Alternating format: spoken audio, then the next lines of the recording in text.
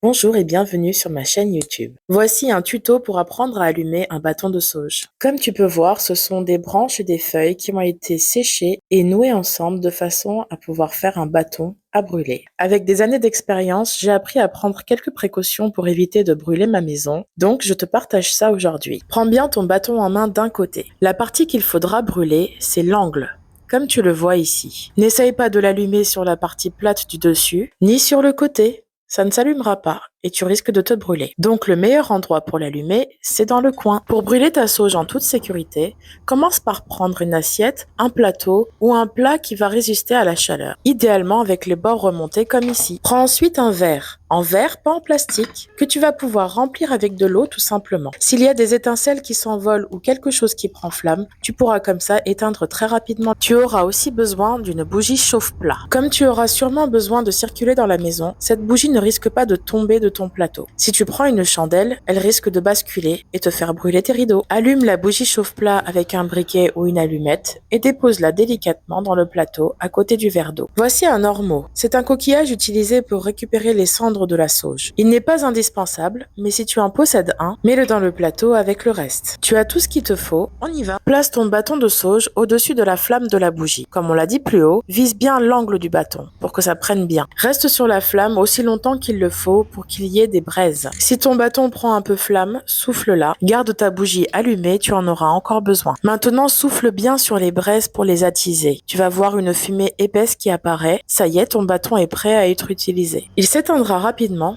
Tu peux le rallumer autant de fois que nécessaire. Attention, récupère bien les cendres dans ton ormeau ou dans le plateau. Si une étincelle s'envole et que tu risques de brûler quelque chose dans ta maison, tu prends le verre d'eau et tu éteins immédiatement cette étincelle. En cas d'urgence, tu peux aussi éteindre le bâton directement dans le verre d'eau. Quand tu as fini, pose le bâton dans le plateau jusqu'à ce qu'il s'éteigne tout seul. Ou encore, écrase les braises dans le plateau jusqu'à ce que le bâton soit totalement éteint. Il peut toujours rester un petit peu de braise au fond, donc quoi qu'il arrive, pose-le dans le plateau et attends qu'il s'éteigne tout seul. Je te conseille d'attendre au moins une demi-heure avant de le prendre en main et de vérifier s'il y a des restes de chaleur. Si tout est bon, c'est l'heure de ranger ton bâton. Prends une boîte hermétique ou un bocal en verre pour éviter que ton bâton de sauge prenne l'humidité. Sinon, il risque de devenir inutilisable avec le temps. Si tu le conserves correctement, tu pourras utiliser ton bâton de sauge même des années après. Il est très rare de brûler le bâton de sauge en une fois. Tu pourras l'utiliser par section en plusieurs fois. Généralement, pour faire ta maison entière,